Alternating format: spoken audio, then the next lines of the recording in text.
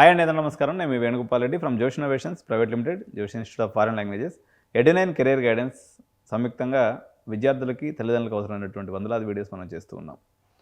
అయితే 3వ తారీఖు నవంబర్ నెల 3వ తారీఖు నుంచి మొదలైనటువంటి ప్రైవేట్ డిగ్రీ మరియు ఇంజనీరింగ్ కాలేజెస్ ఎవరైతే హైయర్ ఎడ్యుకేషన్లో ఉన్నారో వీళ్ళందరూ కూడా ఫీజు రీయింబర్స్మెంట్ కోసము పెద్ద ఎత్తున ధర్నాలు చేస్తూ ఉన్నారు. అదేవిధంగా కాలేజీలు కూడా వీళ్ళు మూసివేయటం అనేది జరిగింది. సో ఈ వివాదం మీద ఈ 4-5 డేస్ నుంచి అనుకుంటున్నాను చేద్దామని. అయితే కాకపోతే టీ కప్లో గాలివాన్ లెక్క ఇది సమసిపోతుంది అనుకున్నటువంటి పరిస్థితిలో నేను ఇక ఆ వీడియో చేయలేదు. కాకపోతే ఈ రోజుకి 4 రోజుల సమయం గడిచింది. అయినప్పటికీ ఈ వివాదం ముదిరి పాకాన పడుతుంది తప్ప ఏమాత్రం కూడా తగ్గేటువంటి పరిస్థితి లేదు. అయితే మన వ్యూయర్స్లో ఉన్నటువంటి ఆంధ్రప్రదేశ్కి సంబంధించినటువంటి తెలంగాణకు సంబంధించినటువంటి తల్లిదండ్రులు ఉన్నారు కాబట్టి వాస్తవంగా రాజశేఖర రెడ్డి గారి పీరియడ్లో ఈ ఫీజు రీయింబర్స్మెంట్ పథకం అనేది రావడం జరిగింది. తెలంగాణ రాష్ట్రంలో మనం తీసుకున్నప్పుడు ఈ వివాదంకి ఒక పూర్వపరాలు నేను చెప్తాను. జనరల్గా ఓసీ బీసీలకు సంబంధించి 35,000 రూపాయలు ఇంజనీరింగ్ సెక్షన్లో అయితే మనకు ఫీజు రీయింబర్స్మెంట్ ఇస్తుంది. అదేవిధంగా పాలిటెక్నిక్ వాళ్ళకైతే ఒక 12,000, డిగ్రీ వాళ్ళకైతే ఒక 12,000, ఇట్లా డిఫరెంట్ కేటగిరీస్లో కొంత అమౌంట్ అనేది ఫీజు రీయింబర్స్మెంట్లో ఓసీ బీసీలకు ఇస్తుంది. వేరే ఎస్సీ ఎస్టీలకు సంబంధించి తీసుకున్నప్పుడు 75% కేంద్ర ప్రభుత్వం భరిస్తే 25% స్టేట్ ప్రభుత్వం వేసి మొత్తం ఫుల్ రీయింబర్స్మెంట్ అనేది చేస్తుంది. సో దీని యొక్క స్టోరీలో ఓసీ బీసీలకు సంబంధించినటువంటి స్టూడెంట్స్ ఉన్నారో వాళ్ళకి సంబంధించి ఒక పర్టికులర్ అమౌంట్ గవర్నమెంట్ ఇస్తుంది. అదే ఇంజనీరింగ్ సెక్షన్లో అయితే ఒక 35,000 రూపాయలు, పాలిటెక్నిక్ విషయంలో అయితే ఒక 12,000, అదేవిధంగా డిగ్రీ విషయంలో అయితే ఒక 12,000 నుంచి 16,000 రూపాయలు, ఇట్లా మనకు అనేది గవర్నమెంట్ అనేది ఇస్తూ ఉంది. సో రిమైనింగ్ అనేది పిల్లలు కట్టుకుంటూ ఉన్నారు. వేరే ఎస్సీ ఎస్టీలకు సంబంధించి 75% వచ్చేసి కేంద్ర ప్రభుత్వం సెంట్రల్ గవర్నమెంట్ భరిస్తుంది, 25% అనేది స్టేట్ గవర్నమెంట్ భరిస్తుంది. అయితే కేసీఆర్ ప్రభుత్వంలో పడ్డటువంటి బకాయిలు అనుకోండి, ఓవరాల్గా మనకిప్పుడు ఇంజనీరింగ్ కాలేజీలకు కానీ లేకపోతే వృత్తి విద్యా కళాశాలకు సంబంధించి 12,000 కోట్లు బకాయిలు అలాగూ పెరిగిపోయినాయి. రేవంత్ రెడ్డి గారు ఉన్నత విద్యాశాఖ మంత్రి అయిన తర్వాత జవహర్లాల్ నెహ్రూ టెక్నాలజికల్ యూనివర్సిటీ కూకట్పల్లిలో JNTUHలో ఒక మీటింగ్ కండక్ట్ చేసి ఆ మీటింగ్లో ఆయన చెప్పినటువంటి విషయం వచ్చేసి, సో నేనేదో ఒక సెటిల్మెంట్ అయితే చేస్తాను దీనికి సంబంధించినటువంటి ఒక వాగ్దానం అనేది చేయడం జరిగింది. దాని తర్వాత దసరా అప్పుడు దీపావళి మొన్న గడిచినటువంటి దసరా దీపావళికి సంబంధించి ఒక 1,200 కోట్లు అంటే మొత్తం 12,000 కోట్లు బకాయిలు ఉన్నాయి. ఇందులో నుంచి ఒక 1,200 కోట్ల రూపాయలకి ఏదైతే ఉందో బట్టి విక్రమార్క గారు ఎవరైతే ఫైనాన్స్ మినిస్టర్ ఉన్నారో ఈయన ఆధ్వర్యంలో ప్రామిస్ చేయడం జరిగింది, ఖచ్చితంగా ఇస్తాము అని చెప్పేసి. ఈ ఇచ్చినటువంటి ప్రామిస్ని ల్యాక్ ఆఫ్ ఫండ్స్, గవర్నమెంట్ దగ్గర రిసోర్సెస్ ఫండ్స్ లేకపోయినందువల్ల 300 కోట్లు మాత్రమే రిలీజ్ చేశారు. సో రేవంత్ రెడ్డి ప్రభుత్వం వచ్చిన తర్వాత ఉన్నత విద్యాశాఖ మంత్రి గారు రేవంత్ రెడ్డి ఉన్నప్పుడు ఈ 300 కోట్లకు మించి ఇంతవరకు రిలీజ్ అవ్వలేదన్నమాట. సో ఎక్కడ 12,000 కోట్లు, 12,000 crores, ఎక్కడ 300 కోట్లు? సో డిస్ప్రపోర్షనేట్ అమౌంట్ రిలీజ్ చేయడం జరిగింది. దీనివల్ల ఇప్పుడు ఎవరైతే డొనేషన్లు తీసుకొని కాలేజీలు పెద్ద స్థాయిలో రన్ చేస్తారో వాళ్ళకి ఎటువంటి ఇబ్బంది లేదు. కానీ దిగువ తరగతి లేకపోతే చిన్న తరగతి లేకపోతే గ్రామీణ ప్రాంతాల్లో ఉన్నటువంటి కాలేజీలన్నీ కూడా ఫ్యాకల్టీస్కి శాలరీస్ ఇచ్చే పరిస్థితి లేదు. ఓకే, దాదాపు డిగ్రీ కాలేజెస్ అన్నీ కూడా రెంటెడ్ ప్రెమిసెస్లో జరుగుతాయి. వాళ్ళు రెంట్లు పే చేయడం లేదు. ఇంటి ఓనర్లు ఎవరైతే ఉన్నారో హౌస్ బిల్డింగ్ ఓనర్స్ వాళ్ళని ఖాళీ చేయమంటున్నారు. ఈ పరిస్థితుల్లో ప్రొఫెషనల్ అసోసియేషన్ బాడీస్కి సంబంధించినటువంటి ఒక బాడీగా ఫామ్ అయ్యేసి వీళ్ళు రమేష్ గారు, అరోరా సంబంధించినటువంటి రమేష్ గారు ఆధ్వర్యంలో వీళ్ళందరూ కూడా ఒక యూనియన్గా ఫామ్ అయ్యేసి 3వ తారీఖు బంద్కు పిలువనివ్వడం జరిగింది. సో బంద్ ఇంతవరకు మనకు తెలంగాణ ఉద్యమం జరిగిన తర్వాత సకల జనుల సమ్మె అని ఒకటి జరిగింది. తెలంగాణ ఉద్యమ కాలంలో సకల జనుల సమ్మె అని ఒకటి జరిగింది. ఈ సమ్మె సమయంలో తప్ప తెలంగాణ చరిత్రలో ఏ రోజు కూడా ఉన్నత విద్యా సంస్థలన్నీ ఒక తాటి మీదకి వచ్చి బంద్ చేసినటువంటి పరిస్థితి ఇప్పటివరకు లేదు. ఇది రెండోసారి. ఈ పరిస్థితి ఇలా కొనసాగుతున్నటువంటి టైంలో మీ అందరికీ తెలిసిన విషయమే, ఇప్పుడైతే semester exams, lab external exams జరిగేటువంటి సమయం అన్నమాట ఇది. ఈ సమయంలో విద్యార్థులు తీవ్రంగా నష్టపోతున్నటువంటి పరిస్థితి. అయితే ఈ మధ్యకాలంలో అంటే ఒక 2 రోజుల క్రితం వచ్చేసి ఒక ఇన్సిడెంట్ జరిగింది. ఎవరైతే commissioner of technical education commissioner of technical education Devasena madam అనమాట. ఈమెకి కాలేజ్ యాజమాన్యాలకి చర్చలు జరిగినాయి, కాలేజ్ అసోసియేషన్ వాళ్ళకి. ఈ చర్చల్లో మీ కాలేజీలన్నీ వేస్ట్ కాలేజీలనే ఆ మాట అన్నట్టుగా వీళ్ళకి ఈ ఐఏఎస్ ఆఫీసర్కి మధ్య ప్లస్ కాలేజ్ యాజమాన్యాల మధ్య కొంత ఫ్రిక్షన్ ఏర్పడటము, వీళ్ళు ఫ్రస్ట్రేషన్లో వీళ్ళు ఉన్నారు, గవర్నమెంట్ నుంచి ఆమెకు ఒత్తిడి ఉన్నట్టుంది మేడం కూడా. సో ఆ డిస్కషన్లో ఏదో జరిగింది. ఇప్పుడు దేవసేన మేడం గారు ఎవరైతే యూనివర్సిటీస్ ఉన్నాయో మీరు షెడ్యూల్ ప్రకారంగా ఎగ్జామ్స్ కండక్ట్ చేయమని చెప్పేసి ఒత్తిడి చేస్తున్నారని చెప్పేసి ఒక రకమైనటువంటి ప్రచారం అనేది సాగుతుంది. కాలేజీలే జరగనప్పుడు, పిల్లలు ఎవరు కాలేజీలో లేనప్పుడు, ఎగ్జామ్స్ కండక్ట్ చేయడానికి ఫ్యాకల్టీస్ అంతా కూడా సమ్మె బాటలో ఉన్నప్పుడు మరి ఎగ్జామ్స్ ఎలా జరుగుతాయి?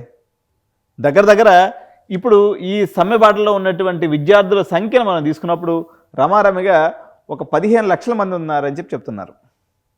ఎవరైతే ఈ బంద్ వల్ల ఇంపాక్ట్ అయినటువంటి స్టూడెంట్స్ యొక్క నెంబర్ చూసుకున్నట్లయితే 15 లక్షలు. కుటుంబానికి 4 ఉన్నట్లుగా మనం తీసుకున్నట్లయితే దగ్గర 60 నుంచి 70 లక్షల మంది తెలంగాణ ప్రజానీకం, అంటే 1/4 ఆఫ్ ది తెలంగాణ ప్రజానీకం ఈ యొక్క బంద్కి డైరెక్ట్గా ఇంపాక్ట్ అయినటువంటి పరిస్థితి. ప్రభుత్వం ఏమో జూబ్లీ హిల్స్కి సంబంధించినటువంటి బై ఎలక్షన్స్లో చాలా బిజీగా ఉంది. 8వ తారీఖున వీళ్ళ అధ్యాపకులతో ఒక సభ నిర్వహించుకోవాలనేటువంటి ఒక ప్రయత్నం కూడా కాలేజీ యాజమాన్యాలు చేశారు. దానికి ఎల్బీ స్టేడియంను వేదికగా చేసుకోవాలనేటువంటి ఒక ప్రయత్నం చేసినప్పటికీ ప్రభుత్వం అనుమతి నిరాకరించడంతో ఆ సభ అరోరా కాలేజ్ భువనగిరిలో జరిగేటువంటి అవకాశం ఉంది. దీని తర్వాత 11వ తారీఖు 10 లక్షల మంది విద్యార్థులతో మహాధర్నాని నిర్వహిస్తామని చెప్పేసి కాలేజీ సంఘాల యొక్క యాజమాన్యాలు వాళ్ళు చెప్తున్నటువంటి పరిస్థితి. కానీ ప్రభుత్వము వీళ్ళకి అడుగడిగినా ప్రతిబంధకాలు కల్పిస్తూ వాళ్ళకి ఎక్కడా ప్రెమిసిస్ దొరకకుండా, పోలీస్ పర్మిషన్ దొరకకుండా ఉన్నటువంటి పరిస్థితుల్లో కాలేజీ యాజమాన్యాలంతా కూడా ఈరోజు కోర్టు మెట్లెక్కినటువంటి పరిస్థితి కనిపిస్తుంది.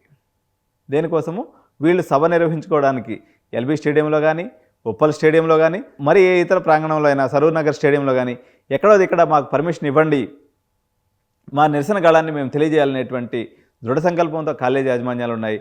ఎట్ ది సేమ్ టైం ప్రభుత్వం ఎట్టి పరిస్థితుల్లో దీన్ని ముందుకు సాగనివ్వకూడదు అనేటువంటి దృఢ సంకల్పంతో ప్రభుత్వం ఉంది. సో అల్టిమేట్గా ప్రభుత్వం దగ్గర డబ్బు లేదు. మధ్యలో ఈ క్రమంలో మన ఐలయ్య గారు, తర్వాత ప్రొఫెసర్ కోదండరామ్ గారు వీళ్ళతో కలిసి దీని గురించి అధ్యయనానికి ఒక కమిటీ కూడా వేసింది ప్రభుత్వం. వీళ్ళు ఏం చెప్తున్నారంటే ఒక ఫండ్ లాంటిది ఒకదాన్ని క్రియేట్ చేసి దాని నుంచి డబ్బులు రిలీజ్ చేయాలనేది ప్రైవేట్ యాజమాన్యాల యొక్క సమస్య. 2 ఇన్సిడెంట్స్ జరిగినాయి అనమాట. 3వ తారీఖు మనకి కాలేజ్ షట్ డౌన్ జరిగిన తర్వాత ఇంపార్టెంట్ ఈవెంట్స్ ఏం జరిగినాయి అన్నట్లయితే గవర్నమెంట్ ఒక జీవో తీసుకొని వచ్చింది. ఏమని? విచారణ అంటే ఎంక్వైరీ కమిషన్ లాంటిది ఒకటి వేసిందనమాట. ఏమని? ఇక్కడ సరైనటువంటి వసతులు లేవు, సరైనటువంటి ఫ్యాకల్టీ లేవు, దొంగ అడ్మిషన్లు తీసుకొని ప్రభుత్వాలు దగ్గర నుంచి డబ్బులు కొట్టేస్తున్నాయి అనేటువంటి అనుమానం ప్రభుత్వంగా మాకుంది. కాబట్టి దాన్ని నివృత్తి చేసుకునే దానికోసము మేము ఒక విచారణ కమిషన్ని వేస్తున్నాము. ఈ విచారణ కమిషన్ అన్ని కాలేజెస్లో సంతృప్తికర రీతిలో వసతులు ఉన్నాయా లేదా అనేది తెలుసుకోవడానికి ఇది ఉపయోగపడుతుంది. తద్వారా మేము ఈ క్వాలిటీ అష్యూరెన్స్ చేస్తామని చెప్పేసి ప్రభుత్వం ఈ జీవోని తీసుకొచ్చింది. దీనికి కాలేజ్ యాజమాన్యాలు ఏమన్నాయన్నట్లయితే, అయ్యా మీరు 12,000 కోట్లు మాకు బాకీ ఉన్నారు, మాకు కడుపు మండిపోయి ఉంది, మేము జీతాలు ఇవ్వలేక, రెంట్లు పే చేయలేక మా డబ్బులు మాకు ఇవ్వండి మహాప్రభు అని మేము మీ దగ్గరికి వస్తే పుండి మీద కారం చల్లినట్టుగా మా దగ్గర వసతులు లేవని మీరు విచారణ చేస్తారా మా మీద అని కాలేజ్ యాజమాన్యాలు ఈ యొక్క జీవో మీద చాలా గుర్రగా ఉన్నటువంటి పరిస్థితి. అయినా మీ కమిషనే వేసుకుంటారా, విచారణ వేసుకుంటారా, విజిలెన్స్ కమిటీలో వేసుకుంటారా, మాకు సంబంధం లేదు, కానీ మా డబ్బులు మాకు ఇవ్వండి మహాప్రభు అని ఇది కాలేజ్ వాళ్ళ మాట. దీని తర్వాత 2వ ఇంపార్టెంట్ పరిణామం ఏం జరిగింది అంటే ఒక నిపుణుల కమిటీని కూడా ప్రభుత్వం నియమించడం జరిగింది. ఈ సమస్యని రిజాల్వ్ చేయడానికి ఒక నిపుణుల కమిటీని కూడా నియమించడం జరిగింది. ఇందులో ప్రొఫెసర్ కోదండరామ్ గారు, మన కంచె ఐలయ్య గారు, అదేవిధంగా మన ఆకునూరి మురళి గారు, ఇలా ఎవరైతే పెద్దలు ప్రభుత్వానికి సంబంధించి విద్యారంగంలో ఉన్నారో వీళ్ళందరినీ కూడా క్రోడీకరించి దీని మీద అధ్యయనాన్ని కమిటీ వేయడం జరిగింది. ఆ కమిటీ ప్రజలు ఇంకా వాళ్ళకి అందలేదు, ఆ కమిటీ ఇంకా పనిచేయడం ప్రారంభించలేదు. కానీ డ్యూ కోర్స్ ఆఫ్ టైంలో ఆ కమిటీ అయితే ఫంక్షన్ చేసి గవర్నమెంట్కి సూచనలు సలహాలు ఇవ్వడానికి ఈ కమిటీ అనేది వస్తుందన్నమాట. 3వ ఎపిసోడ్లో Shri Devasena madam IAS officer గారు మరియు కాలేజీ యాజమాన్యాలకు జరిగినటువంటి చర్చల్లో మీరు అందరూ వేస్ట్ కాలేజెస్ అని అన్నది మేడం అని చెప్పేసి కాలేజీ వాళ్ళు చెప్పేటువంటి మాట, దానికి కాలేజీ వాళ్ళు రెసిప్రోకల్గా ఏమన్నారంటే, నేను మేడం దగ్గరికి వెళ్తే ఆమె వెస్ట్ కాలేజీలు అంటుంది, కాబట్టి మేము ఆమె దగ్గరికి పోము, ఏదైనా సరే మేము రేవంత్ రెడ్డితో తేల్చుకుంటామని కాలేజీ వాళ్ళు అన్నట్టుగా ఉందన్నమాట. దీనికి ఐఏఎస్ అధికారుల సంఘం ఏదైతే ఉందో శ్రీ దేవసేన మేడంకి సపోర్ట్గా మీరు అందరూ కూడా ఒక ఐఏఎస్ ఆఫీసర్ మీద, అందులో ఒక లేడీ ఆఫీసర్ మీద అలా ఎలా బ్లేమ్ చేస్తారు అని చెప్పేసి వాళ్ళు నిరసన తెలియజేయడం జరిగింది.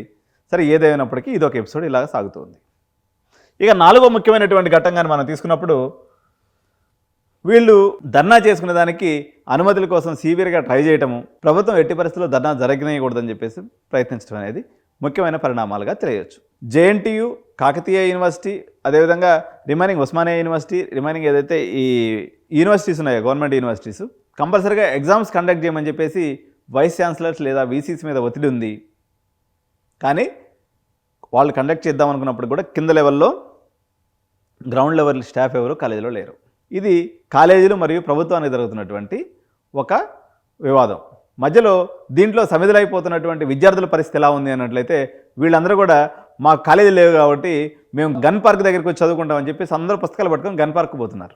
సార్, మా కాలేజీ లేవు, మేము ఇక్కడికి వచ్చి చదువుకుంటాం, ఏం చేస్తాం, మా కాలేజీలో ఎట్లా లేకుండా పోయాయని చెప్పేసి వాళ్ళ తల్లిదండ్రుల యొక్క పరిస్థితి ఎలా ఉందంటే, ఫీజు రీయింబర్స్మెంట్ విద్యార్థులు అందరూ కూడా ఈ రకంగా ఇబ్బంది పడుతూ ఉన్నారు. గవర్నమెంట్ చేయాల్సినటువంటి ప్రక్రియ వల్ల మా విద్యార్థుల యొక్క చదువు యొక్క పురోగతి పూర్తిగా దెబ్బతింటుంది, మా పిల్లలంతా కూడా ఇబ్బంది పడుతున్నారు అనేటువంటి పరిస్థితిలో వాళ్ళు ఉన్నారన్నమాట. సో దీనికైతే ముగింపు అయితే నాకు ఎక్కడా కనిపిస్తలేదు. ఎందుకంటే ప్రభుత్వం మొండి వైఖరి విడనాటేటువంటి పరిస్థితి కనిపిస్తలేదు.